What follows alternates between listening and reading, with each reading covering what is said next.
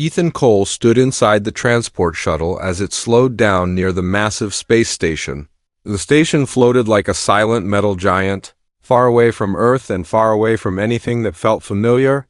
This was his new assignment, a place known as Station Aurelian, a deep space hub shared by many alien species. Ethan adjusted his uniform and took a slow breath. He had trained for years for moments like this. Humans were rare visitors here, and everyone knew it. He reminded himself to stay calm, stay professional, and observe everything. The shuttle doors opened with a soft mechanical sound. Cool artificial air brushed against his face. The corridor outside was wide and circular, with smooth silver walls and soft blue lights. Everything looked clean, advanced, and strangely quiet. As Ethan stepped out, he felt it immediately. He was being watched, not in an aggressive way, but in a way that made the skin on his neck tighten. Alien women stood along the corridor. Spaced evenly as if planned, they came from different species. Some tall and slender, others shorter with glowing eyes. Their skin colors ranged from pale blue to soft green and silver gray. Their clothing was elegant and strange. Shaped for bodies that were not human, all of them were looking at Ethan. Not just quick glances, but long focused stares. Their eyes followed every step he took. Some tilted their heads slightly. Others whispered quietly to each other. Ethan kept his face neutral. He had been warned about this. Aliens were curious about humans, especially human behavior. Still, this level of attention felt intense. He walked forward with steady steps, his boots echoing softly on the floor. Every sound felt louder in the silence. Every movement felt observed. A tall alien woman with pale skin and glowing silver eyes stepped forward. She wore a dark uniform with symbols Ethan did not recognize. "Human Ethan Cole," she said slowly, her voice smooth but careful. "Welcome to Station Aurelian." "Thank you," Ethan replied calmly, keeping his tone respectful. "I am ready to begin my assignment." Her eyes lingered on his face for a moment longer than necessary. "As expected," she said, then stepped aside. The others did not move. They continued watching as he passed through the center of the corridor. Ethan noticed small details. Some alien women leaned slightly closer as he passed. Others studied his hands, his breathing, his posture. It felt less like a greeting and more like an inspection. As he reached the command sector, the doors opened automatically. Inside, the station commander waited. She was another alien woman, older and more composed. Her expression was controlled, but her eyes were sharp. "You are assigned to Habitat Ring 3, the commander said. "That section is diverse." Ethan nodded. "I can adapt," he said simply. The commander studied him for a brief moment. "Humans always say that," she replied.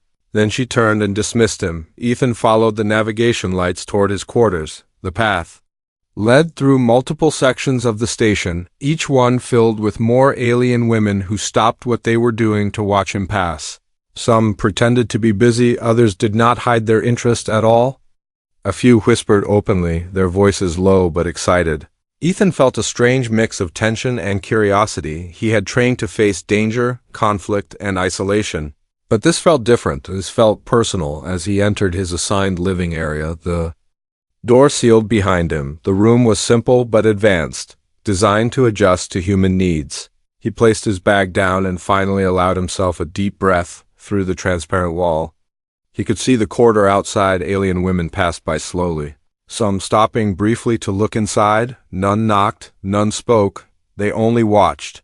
Ethan crossed his arms and looked back calmly. Whatever this assignment truly was, it was not going to be simple. If you enjoy slow-build science fiction stories like this, remember to gently support the channel by subscribing. It helps more than you think. Ethan turned away from the window and prepared for his first shift. He did not know it yet, but this station was about to learn something important about humans.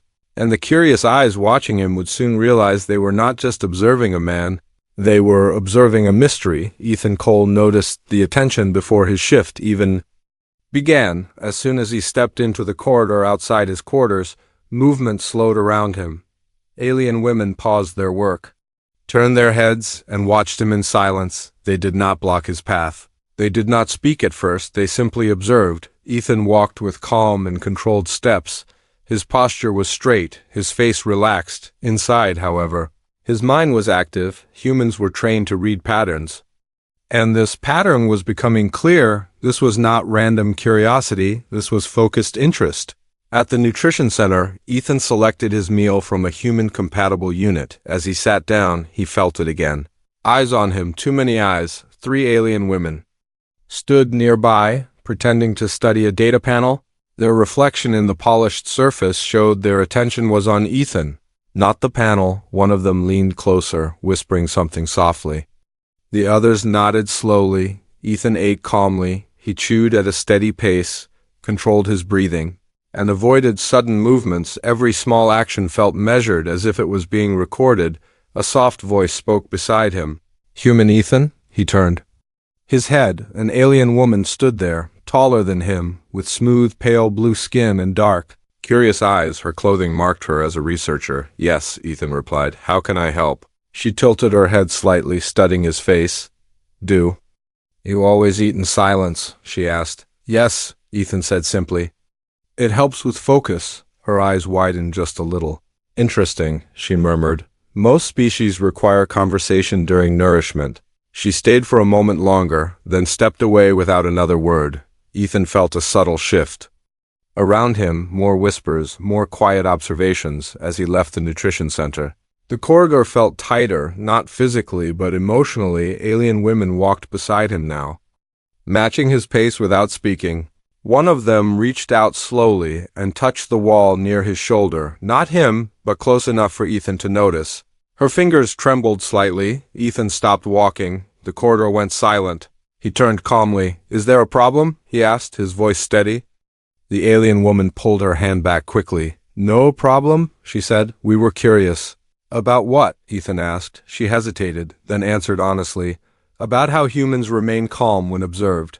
That answer stayed with Ethan as he continued forward. Humans were not just visitors here, they were subjects. Later, during his first official task, Ethan was assigned to system monitoring. The room was filled with screens, symbols, and flowing alien data. Several alien women worked nearby. At first, everything felt normal. Then the test began. A sudden alarm tone sounded briefly, then stopped. Ethan glanced at the panel. Already checking for errors, the alien women watched his reaction closely. No panic, no sudden movement. Moments later, the lights dimmed unexpectedly, only for a second. Again, eyes turned to Ethan. He adjusted without comment, continuing his work inside. He understood what was happening. They were testing his emotional limits. One of the alien women finally spoke, her voice low. "Why did your heart rate not change?" Ethan looked at her, surprised by the direct question. "Because there was no danger," he answered. She frowned slightly. "You did not know that." I assessed it quickly. Ethan replied, "That is what humans do." The room fell quiet.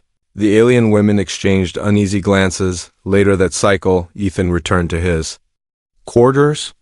As the door closed behind him, he noticed a faint hum in the walls. Sensors, more than before. He moved slowly through the room, testing nothing. From the corner of his eye, he noticed the light near the ceiling adjust its angle, tracking him. Ethan sat on the edge of his bed, calm but alert. He understood now. This station was not just observing him casually, they were studying him deeply. A quiet message appeared on his terminal, no sender name, just a single line. "Be careful what you reveal. They are learning faster than expected." Ethan stared at the words for a long moment, then he closed the message and leaned back outside his door. Shadows passed slowly, alien women lingering longer than necessary, listening, watching, waiting. Whatever they were searching for in him, they were getting closer. And Ethan knew one thing for certain: the more curious they became, the more dangerous this assignment was going to be. Ethan Cole began to notice the pattern clearly during the next work cycle. The attention was no longer passive, it had become organized. When he entered the systems wing, the same alien women were already there. They stood at different stations, but their timing was too perfect. They arrived when he arrived, they left when he left.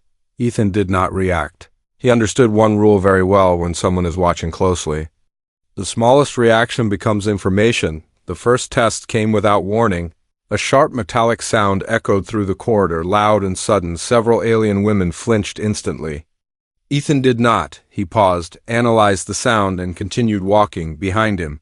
Quiet whispers spread like a wave later. In a research chamber, the air temperature dropped unexpectedly, cold enough to make some species uncomfortable. Ethan adjusted his uniform slightly and kept working. His breathing remained steady. One alien woman could not hide her confusion. She stepped closer and asked, "Does this not disturb you?" "It is uncomfortable," Ethan replied calmly. "But discomfort is not danger." Her eyes narrowed. "To us, discomfort often becomes panic." Ethan looked at her, his voice even. "Humans learn early to separate the two." That answer spread faster than he expected. By the next cycle, more alien women were present, not speaking, just watching. The tests became more subtle. Lights flickered in slow patterns meant to confuse perception. Background noises changed rhythm suddenly. Holographic displays showed distorted images for brief moments. Ethan noticed everything. He reacted to none of it. Inside his mind, memories surfaced. Human training facilities, simulated disasters, long hours of pressure designed to break weaker minds. Compared to that, this station was calm. During a data transfer task, an alien woman stood directly across from him. She did not blink for an unusually long time. Her gaze was intense, searching. "Your thoughts are difficult to predict," she said quietly. "That makes humans dangerous." Ethan did not look away. "Unpredictable does not mean hostile," he replied. "For many species," she said, "it does." That was the first time Ethan felt real tension, not fear, but awareness. Later that cycle, he was summoned to a quiet observation room. The walls were transparent, showing stars drifting slowly outside. 3 alien women waited for him inside, all wearing council markings. "You are not in trouble," one of them said quickly. "We only wish to understand." Ethan stood calmly, hands behind his back. "Understand what?" he asked. "Your mind," another said. "It resists stress in ways we cannot measure." They activated a soft, pulsing light in the room. The rhythm was uneven, designed to disrupt focus. Ethan noticed it immediately and ignored it just as quickly. One of the alien women leaned toward another and whispered, "He is adapting in real time." Ethan heard it. "He was meant to. You test all visitors like this?" Ethan asked. The room went quiet. Then one of them answered honestly, "No." That single word carried weight. "Humans are different," she continued. "Your species survived conditions that would have erased ours." Ethan felt the truth settling into place. This was not curiosity alone. This was fear mixed with fascination. When he was dismissed, the corridor outside felt heavier than before. Alien women stood farther back now. Their stares were cautious, no longer playful. As Ethan walked, he overheard fragments of conversation. "Too calm. Too controlled. What happens if pushed further?" That last question stayed with him back in his quarters. Ethan stood still as the room adjusted around him. He noticed new sensors hidden in the walls. Smaller, more advanced. He spoke quietly, knowing he was heard. "You do not need to hide them." There was no response. But the sensors powered down for a brief moment. That told him enough. A new message appeared on his terminal. This one carried an official marker. Council review in progress. Human emotional resilience exceeds projections. Ethan read it twice, then closed the screen outside his door. The station remained silent, but the silence felt different now, tense, expectant. The alien women were no longer simply curious. They were uncertain, and uncertainty, Ethan knew, was far more dangerous than curiosity. Ethan Cole was called to the council chamber during the next cycle. The message arrived without explanation. Only a location and a time. He arrived early, as humans were trained to do. The chamber doors opened silently, revealing a wide circular room. Soft light flowed from the ceiling, changing color slowly. The air felt heavier here, filled with quiet authority. Several alien women were already present. They stood along the curved walls, spaced evenly, watching him enter. Their expressions were calm, but their eyes were alert. This was not a welcome. This was an evaluation. Ethan walked to the center of the chamber and stopped. He stood straight, hands relaxed at his sides. He did not speak first. After a long pause, one of the alien women stepped forward. She was taller than the others, her skin a muted silver tone.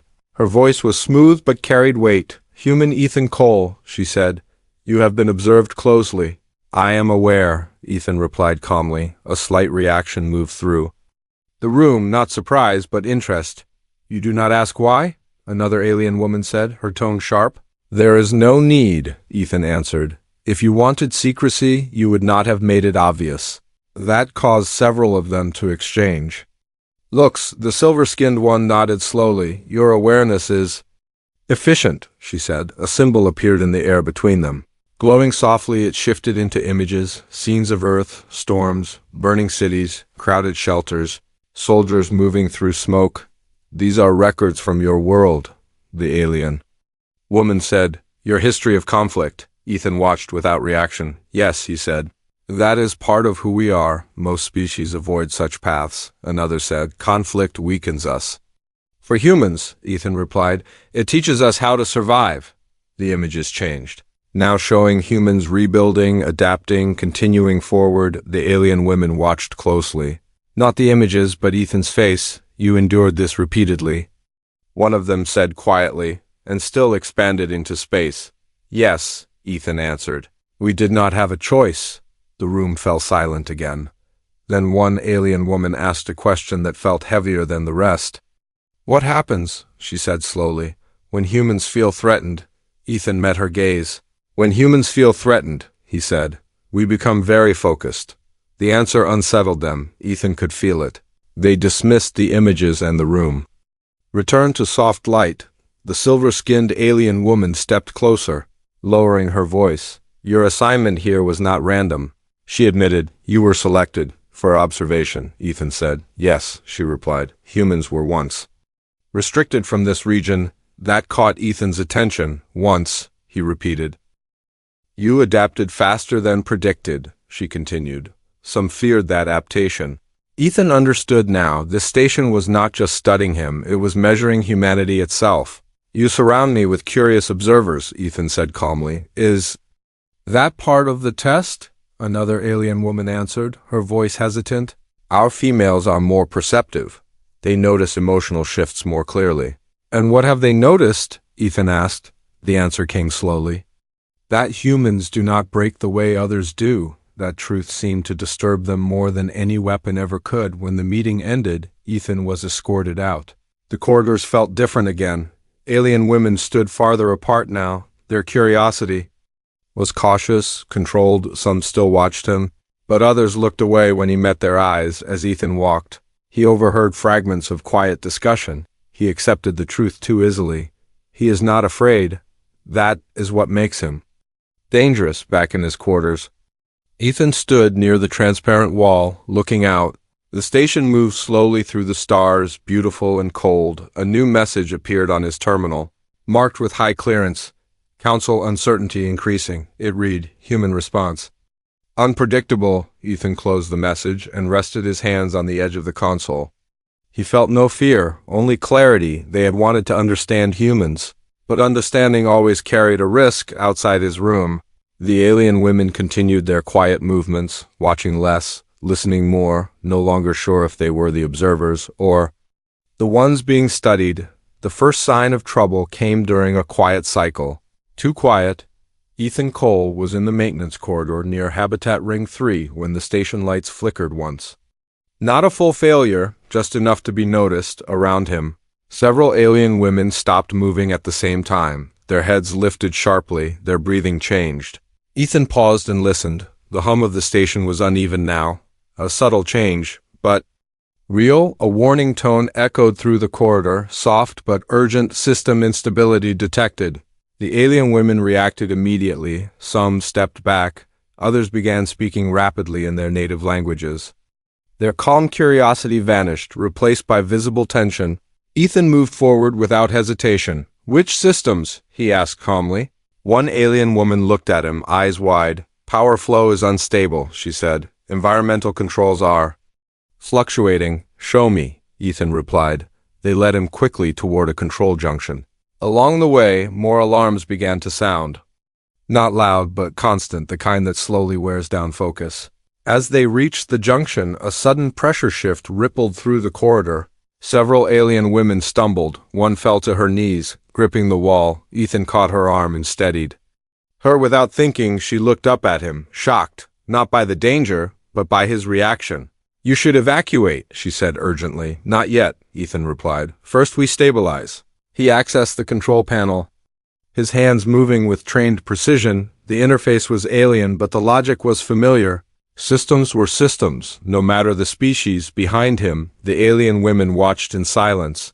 Their fear was open now, their eyes fixed on Ethan's movements. Another tremor ran through the station. Stronger this time, lights dimmed sharply. A distant metallic sound echoed through the structure. One of the alien women cried out, "This section could seal automatically. Then we work faster," Ethan said, his voice steady. He rerouted power.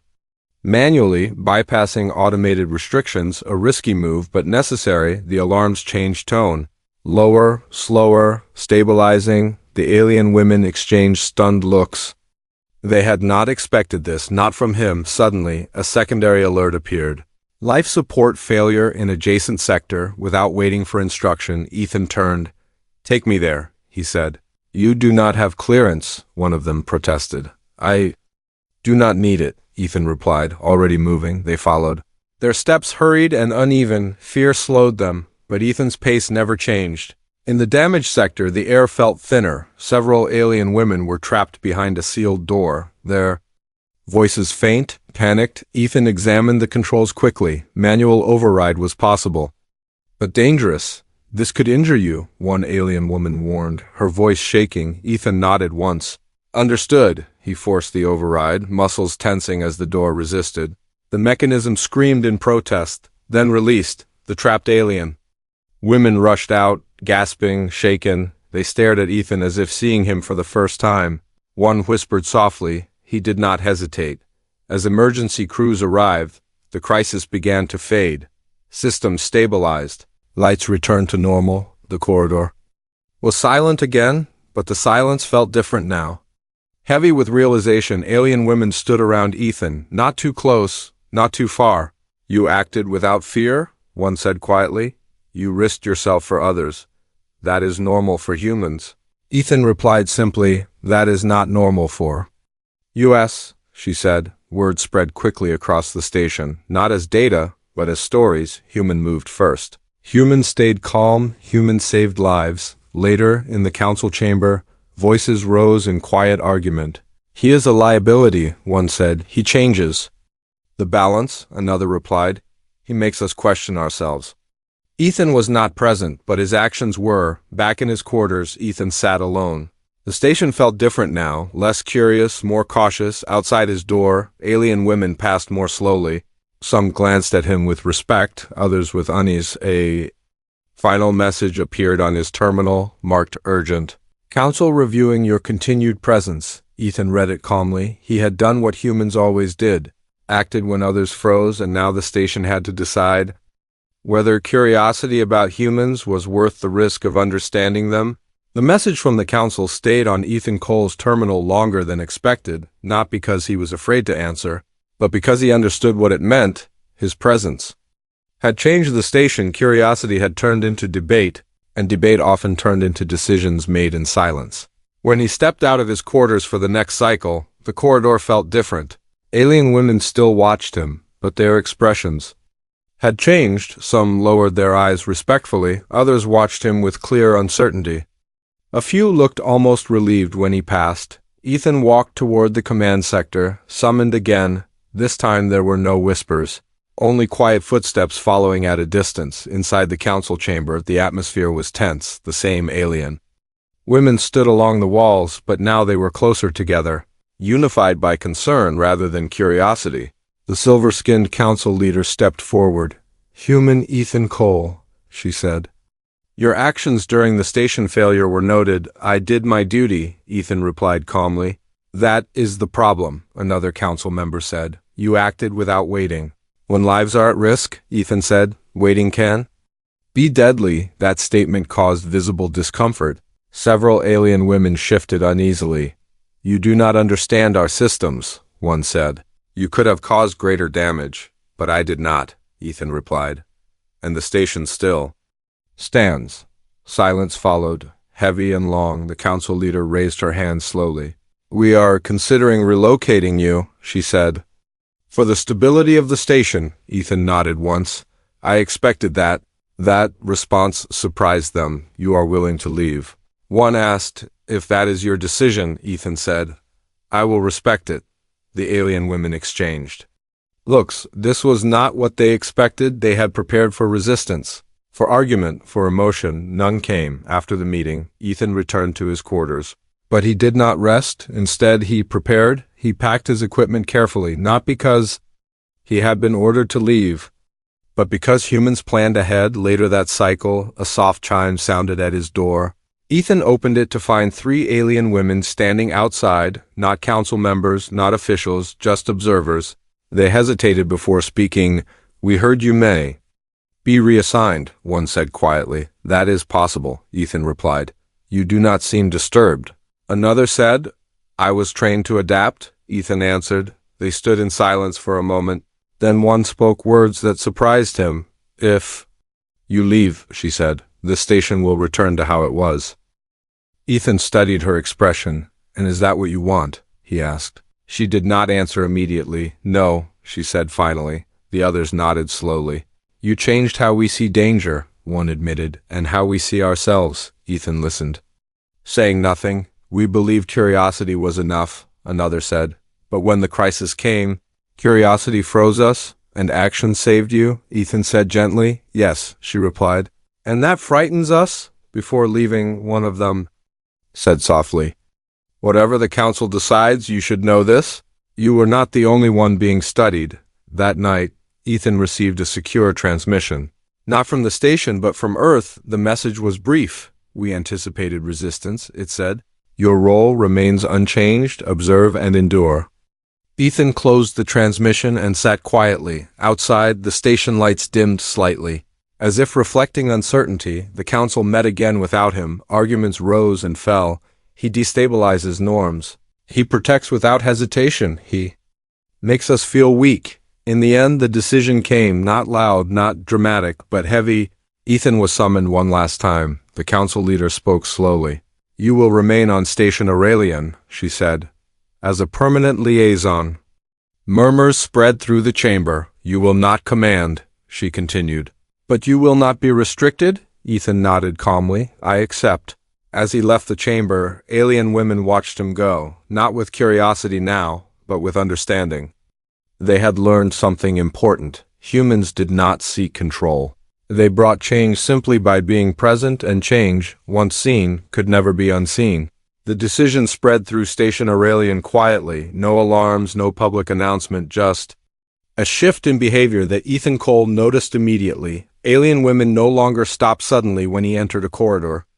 They no longer whispered openly. Instead, they watched with measured attention.